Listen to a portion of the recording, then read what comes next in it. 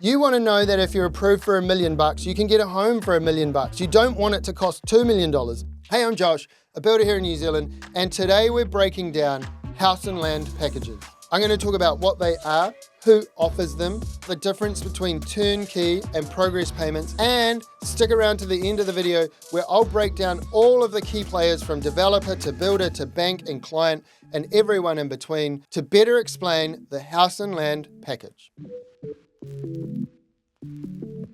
Quick disclosure, we're going to use a development I'm working in as an example, Mayour Farms. It's a really cool spot. I'm a builder offering house and land packages in there, but not only do I not want to build every house and land package in that subdivision, I don't want to build every house in the hut.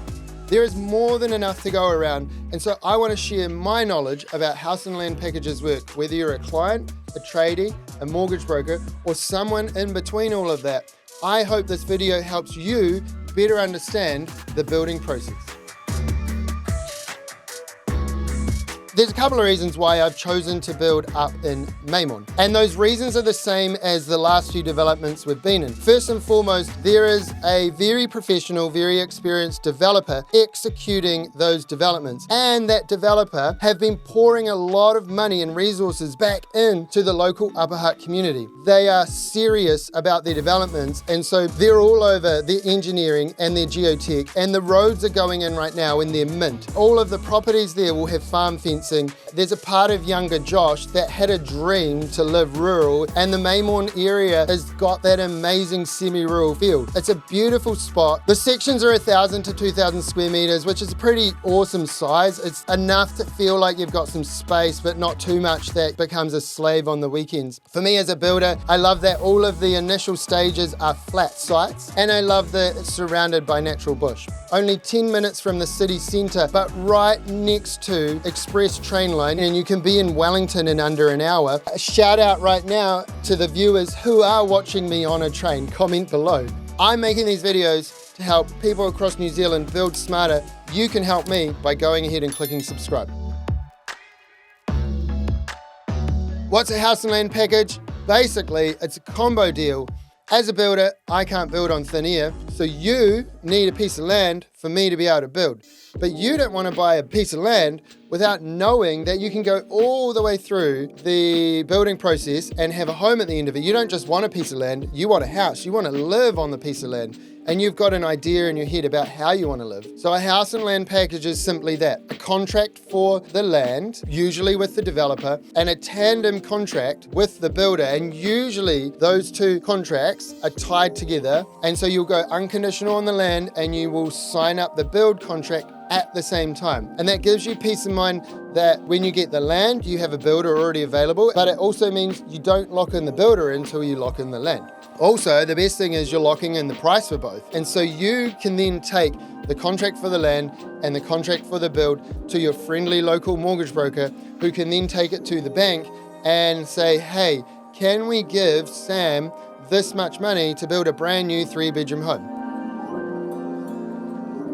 Real quick breakdown of all the parties involved. So obviously you've got the developer, and the developer owns the land, but then you've got the council, and the council tells the developer the rules on that piece of land and how big or little they can make that land. The developer will also have a big bank usually financing them. That big bank will want them to get a number of sales locked in to release the money to chop up the land. So then you have the client, and you talk to the developer for the section. Straight away you need to talk to a builder. You want to talk to a builder that has built new houses already, and just like that can give you high level estimates. My job as a builder is to then get you in front of the designer as quickly as possible and take your idea and turn it into a floor plan. I can then take that floor plan to a bunch of my subcontractors and get quotes for all the components of it, and I can also use past experience.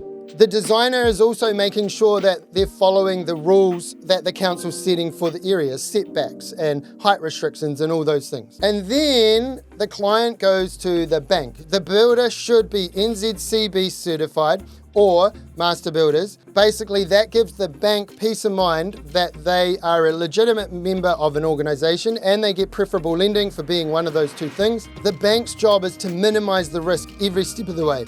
They want to know that the developer's legit, they want to know that the builder's legit, and the bank and you just want to know that you get a house. So your job as a client is to understand your budget and your timeline, and it's to be ready to give information to the builder and the designer as they need it to prepare your consents. You need to engage a mortgage broker early on, and you go unconditional on the land, and you pay the deposit to the developer, lock in your builder, and I don't take deposits from my client until I'm actually about to start work. Knowing that my client that I've been working with has locked in the land, that gives me enough peace of mind to know that that's a job that I'm going to have to complete. So then I can gear up my work schedule on the other side of things. So the most important thing you do is pick your team. Are you vibing with these people? And it's a mixed bag. Some people vibe with the big boys running the GJ Gardners or the Genians who have doing 30 or 40 houses at a time. And some people vibe with the small guys like me who are doing 5 or 10 a year, and there's no right or wrong answer. So who offers house and land packages? Well, for starters, you can ring me, your friendly local builder, and I would love to help you with a house and land package. There's a bunch of us builders via the developer offering house and land packages. So you can go to the developer and you can say, hey, I really want lot 36. That's my one, by the way. And they'll say, well, Josh is building on that one. We recommend you talk to him. Again, a developer just wants to move their land. A builder just wants land to build on. And so it's a symbiotic relationship where they work together to provide you a total package. Every now and then you'll see real estate agents offering house and land packages as well. In my experience, real estate agents are really good at selling houses. Unless they're a specialist in the new build scene, like our amazing agent Vanessa, then I usually find real estate agents struggle to navigate the system. Turnkey versus progress payments. So they're two different types of contracts. A turnkey contract is where you bundle the house and land into one contract and you use a standard real estate contract, an ASP, agreement for sale and purchase, and it clearly defines how many square meters of land you're going to get, how big your house is going to be, the specifications, even like a due date and a sunset clause, and that all gets put in, and you typically put a deposit down somewhere between 5 and 10%, and you don't pay anything else till the end, which is awesome, and it's a good option for many people. Some banks prefer this because you're forcing the developer or the builder to complete the build before they get any money. Typically, it's only developers that offer turnkey because they already own the land. They then can leverage that to get the money to do the build, to get it to the end. And it's a great option as a developer to move your land. There's nothing wrong with a turnkey product. Just be aware that a turnkey product will not have as much ability to change along the way. You are literally buying a product and you're waiting 12 to 24 months for that product to be built exactly to the specs. Don't be fooled, all the costs such as interest and holding expenses and fees will all get bundled into that final contract anyway. So make sure that when you're comparing a turnkey contract with a builder's house and land package, that you're comparing apples with apples.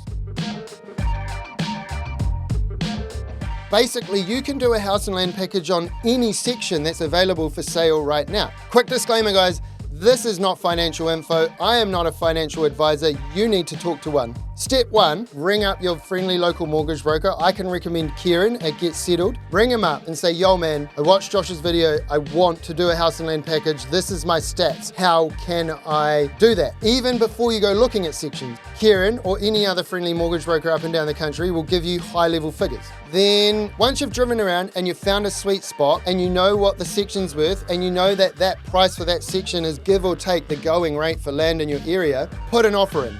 But make it a conditional offer. Make it subject to due diligence or finance or house design or a build contract or all of the above. And you will normally need about 6 to 12 weeks for that. That's when your friendly local builder steps in and helps you get a build contract. And this is the bit where everyone needs to move quick. As well as talking to your builder, you need to talk to a designer and your mortgage broker, and you need all three of those people to be working together. And then you take this conditional offer and this quote from the builder to your mortgage broker and you say, hey, help me get finance for this. And then at the end of 12 weeks, the developer's gonna say, guys, what's up? Are you in or are you out? The best way to apply for an extension would be to update them. Hey, we're still really keen on lot 36 and we've got a house plan. We're just waiting for our builder to get the final figures together and we're just waiting for our mortgage broker to green light it with the bank. If I was a developer and I had that sort of information being passed to me, of course I'd give you an extension and give you some time to go unconditional on one of my sections. And honestly, it's as easy as turning an idea into a couple of conversations with a couple of people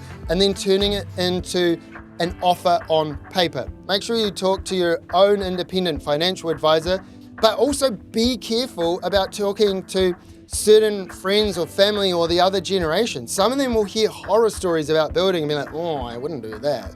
Sally and Aaron did that and they had the worst time ever. Guys, 30,000 houses a year are getting built in New Zealand and almost all of them are being built by real good people. And almost all of the owners are having a good time going through the process and are loving their homes. You know why we hear about the horror stories is because drama and news. Almost all of the people I've built for, I've had a good experience with them, they've had a good experience with me, and that's not unique to me. I see new builds going up day in, day out, and I know the industry and it's full of a bunch of good people.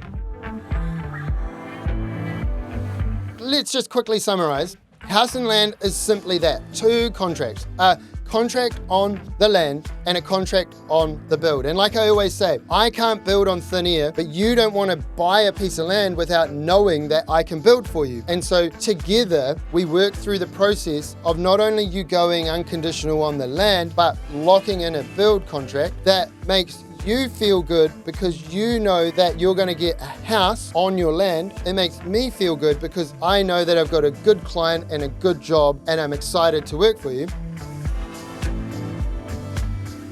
Yo, sign off squad.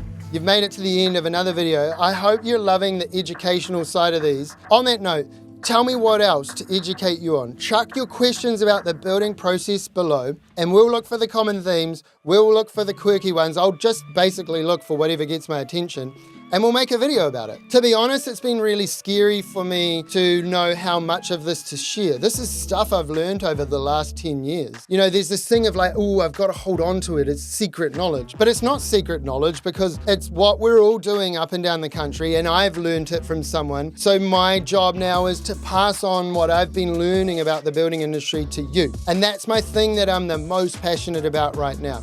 I love building homes. I love that I get to see houses come out of the ground. But more important than that, I am loving making these videos.